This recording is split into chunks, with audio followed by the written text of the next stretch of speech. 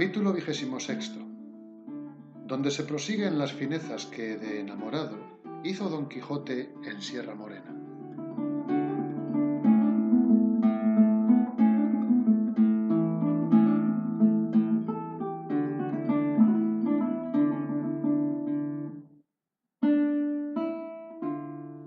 Y volviendo a contar lo que hizo el de la triste figura después que se vio solo, dice la historia que así como Don Quijote acabó de dar las tumbas o vueltas de medio abajo desnudo y de medio arriba vestido, y que vio que Sancho se había ido sin querer aguardar a ver más sandeces, se subió sobre una punta de una alta peña, y allí tornó a pensar lo que otras muchas veces había pensado, sin haberse jamás resuelto en ello, y era que cuál sería mejor y le estaría más a cuento, imitar a Roldán en las locuras desaforadas que hizo, o a Amadís en las malencónicas. Y hablando entre sí mismo decía: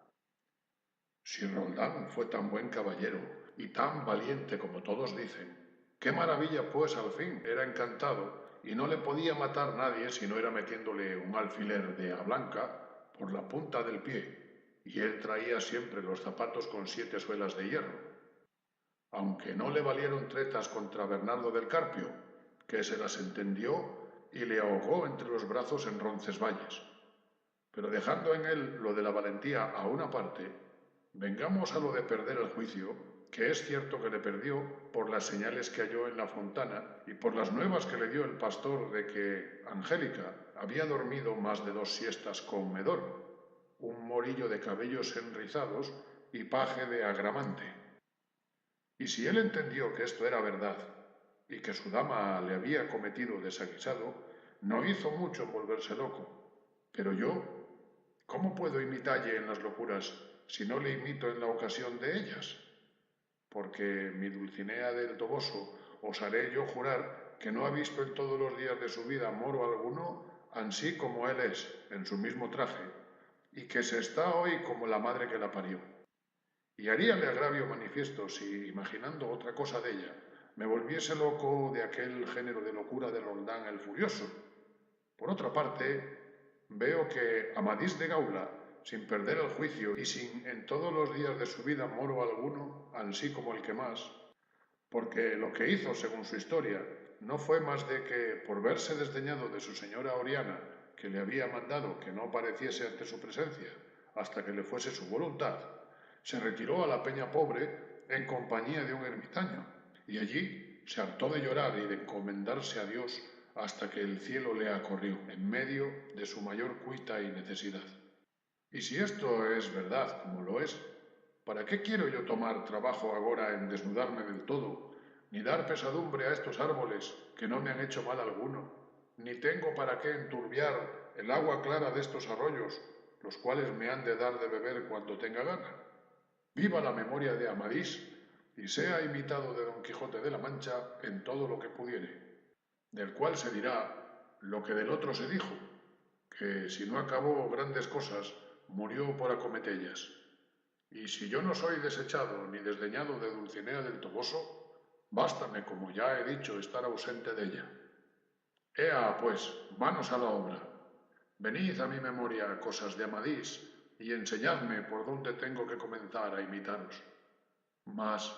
ya sé que lo que más que él hizo fue rezar y encomendarse a Dios. Pero, ¿qué haré de rosario que no lo tengo? En esto le vino al pensamiento cómo le haría, y fue que rasgó una gran tira de las faldas de la camisa que andaban colgando y diole 11 ñudos, el uno más gordo que los demás. Y esto le sirvió de rosario el tiempo que allí estuvo, donde rezó 1.000.000 de avemarías. Y lo que le fatigaba mucho era no hallar por allí otro ermitaño que le confesase y con quien consolarse. Y así se entretenía paseándose por el pradecillo, escribiendo y grabando por las cortezas de los árboles y por la menuda arena muchos versos, todos acomodados a su tristeza, y algunos en alabanza de Dulcinea. Mas los que se pudieron hallar enteros y que se pudiesen leer después que a él allí le hallaron, no fueron más que estos que aquí se siguen. Árboles, hierbas y plantas, que en aqueste sitio estáis, tan altos, verdes y tantas, si de mi mal no os holgáis, escuchad mis quejas santas. Mi dolor no os alborote, aunque más terrible sea. Pues por pagaros escote, aquí lloró Don Quijote ausencias de Dulcinea, del Toboso. Es aquí el lugar a donde el amador más leal de su señora se esconde, y ha venido a tanto mal sin saber cómo o por dónde. Tráele amor al estricote, que es de muy mala ralea, y así, hasta henchir un pipote, aquí lloró Don Quijote ausencias de Dulcinea, del Toboso. Buscando las aventuras por entre las duras peñas, maldiciendo entrañas duras, que entre riscos y entre breñas halla el triste desventuras. Hirióle amor con su azote, no con su blanda correa, y en tocándole el cogote, aquí lloró Don Quijote ausencias de Dulcinea, del Toboso. No causó poca risa en los que hallaron los versos referidos el añadidura de El Toboso al nombre de Dulcinea, porque imaginaron que debió imaginar Don Quijote que si en nombrando a Dulcinea no decía también del Toboso, no se podría entender la copla, y así fue la verdad como él después confesó. Otros muchos escribió, pero como se ha dicho, no se pudieron sacar en limpio ni enteros más de estas 3 coplas. En esto y en suspirar y en llamar a los faunos y silvanos de aquellos bosques, a las ninfas de los ríos, a la dolorosa y húmeda eco que le respondiese, consolasen y escuchasen, se entretenía y en buscar algunas hierbas con que sustentarse en tanto que Sancho volvía. Que si, como tardó 3 días, tardara 3 semanas, el caballero de la triste figura quedara tan desfigurado que no le conociera la madre que lo parió. Y será bien dejalle envuelto entre sus suspiros y versos, por contar lo que le avino a Sancho Panza en su mandadería. Y fue que, en saliendo al camino real, se puso en busca del Toboso, y otro día llegó a la venta donde le había sucedido la desgracia de la manta, y no la hubo bien visto cuando le pareció que otra vez andaba en los aires, y no quiso entrar dentro, aunque llegó ahora que lo pudiera y debiera hacer, por ser la del comer, y llevar en deseo de gustar algo caliente,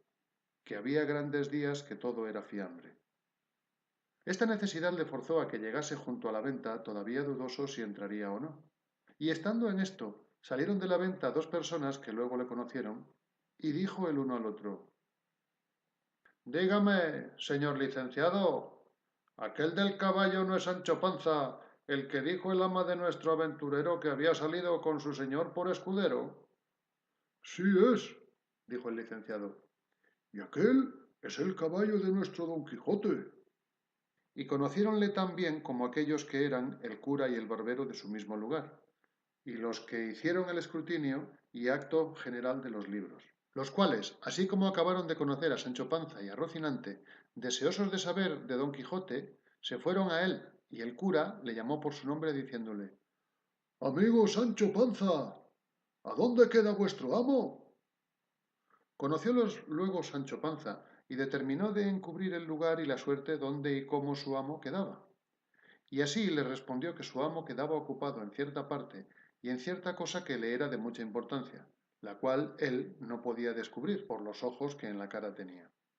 No, no, dijo el barbero, Sancho Panza, si vos no nos decís dónde queda, imaginaremos como ya imaginamos que vos le habéis muerto y robado, pues venís encima de su caballo. En verdad que nos habéis de dar el dueño del rocín, o sobre eso morena. No hay para qué conmigo amenazas, que yo no soy hombre que robo ni mato a nadie. A cada uno mate su ventura o Dios que le hizo. Mi amo queda haciendo penitencia en la mitad de esta montaña, muy a su sabor. Y luego, de corrida y sin parar, les contó de la suerte que quedaba, las aventuras que le habían sucedido y cómo llevaba la carta a la señora Dulcinea del Toboso, que era la hija de Lorenzo Corchuelo, de quien estaba enamorado hasta los hígados. Quedaron admirados los dos de lo que Sancho Panza les contaba, y aunque ya sabían la locura de Don Quijote y el género de ella, siempre que la oían se admiraban de nuevo. Pidiéronle a Sancho Panza que les enseñase la carta que llevaba la señora Dulcinea del Toboso. Él dijo que iba escrita en un libro de memoria y que era orden de su señor que la hiciese trasladar en papel en el primer lugar que llegase, a lo cual le dijo el cura que se la mostrase, que él la trasladaría de muy buena letra. Metió la mano en el seno Sancho Panza buscando el librillo, pero no le halló, ni le podía hallar si le buscara hasta agora, porque se había quedado don Quijote con él y no se le había dado, ni a él se le acordó de pedírsele. Cuando Sancho vio que no hallaba el libro, fuésele parando mortal el rostro, y tornándose a tentar todo el cuerpo muy apriesa, tornó a echar de ver que no le hallaba, y sin más ni más se echó entrambos puños a las barbas y se arrancó la mitad de ellas, y luego apriesa y sin cesar se dio media docena de puñadas en el rostro y en las narices, que se las bañó todas en sangre. Visto lo cual por el cura y el barbero le dijeron que qué le había sucedido que tan mal se paraba. ¿Qué me ha de suceder? Respondió Sancho, sino el haber perdido de una mano a otra en un estante 3 pollinos que cada uno era como un castillo.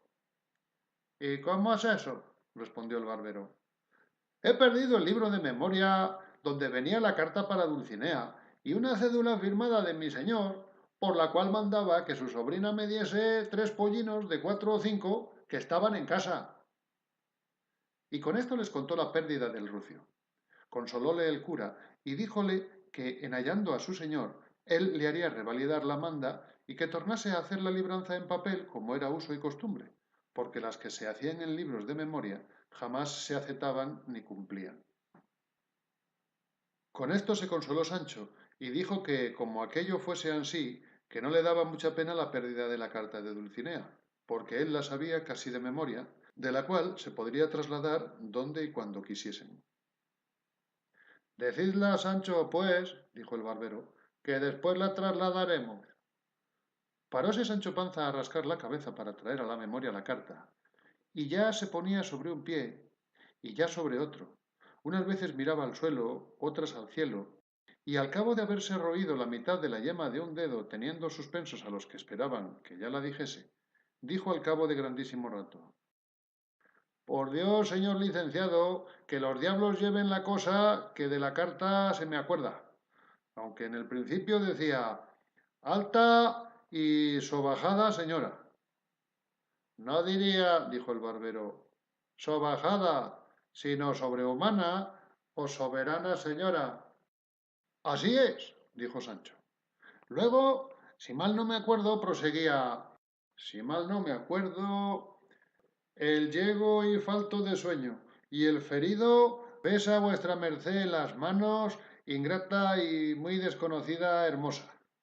Y no sé qué decía de salud y de enfermedad que le enviaba, y por aquí iba escurriendo hasta que acababa en vuestro hasta la muerte el caballero de la triste figura. No poco gustaron los dos de ver la buena memoria de Sancho Panza, y alabáronsela mucho, y le pidieron que dijese la carta otras 2 veces, para que ellos ansí mesmo la tomasen de memoria para trasladalla a su tiempo. Tornóla a decir Sancho otras 3 veces, y otras tantas volvió a decir otros 3000 disparates. Tras esto contó asimismo las cosas de su amo, pero no habló palabra acerca del manteamiento que le había sucedido en aquella venta en la cual rehusaba entrar. Dijo también cómo su señor, en trayendo que le trajese buen despacho de la señora Dulcinea del Toboso, se había de poner en camino a procurar cómo ser emperador, o por lo menos monarca, que así lo tenían concertado entre los dos, y era cosa muy fácil venir a serlo, según era el valor de su persona y la fuerza de su brazo,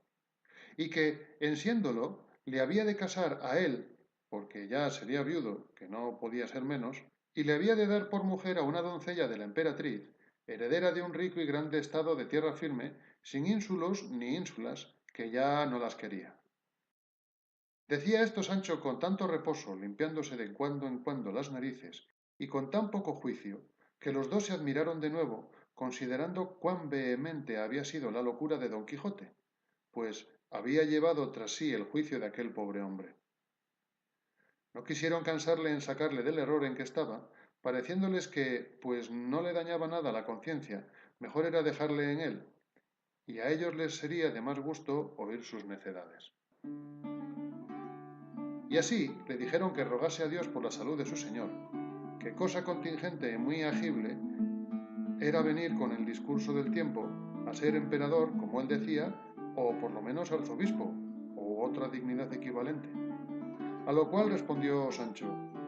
Señores, si la fortuna rodease las cosas de manera que a mi amo le viniese en voluntad de no ser emperador, sino de ser arzobispo. Querría yo saber ahora, ¿qué suelen dar los arzobispos andantes a sus escuderos? Suelenles dar, respondió el cura, algún beneficio simple o curado, o alguna sacristanía que les vale mucho de renta rentada,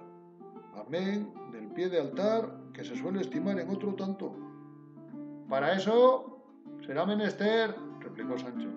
que el escudero no sea casado y que sepa ayudar a misa, por lo menos. Y si esto es así, desdichado de yo que soy casado y no sé la primera letra del ABC. ¿Qué será de mí si a mi amo le dan tojo de ser arzobispo y no emperador, como es uso y costumbre de los caballeros andantes? No tengáis pena, Sancho amigo, dijo el barbero, que aquí rogaremos a vuestro amo y se lo aconsejaremos y aún se lo pondremos en caso de conciencia, que sea emperador y no arzobispo, porque le será más fácil a causa de que él es más valiente que estudiante. Así me ha parecido a mí, respondió Sancho, aunque sé decir que para todo tiene habilidad. Lo que yo pienso hacer de mi parte es rogarle a nuestro Señor que le eche a aquellas partes donde él más se sirva y a donde a mí más mercedes me haga. Vos lo decís como discreto, dijo el cura, y lo haréis como buen cristiano. Mas lo que ahora se ha de hacer es dar orden cómo sacar a vuestro amo de aquella inútil penitencia que decís que queda haciendo, y para pensar el modo que hemos de tener y para comer, que ya es hora, será bien nos entremos en esta venta.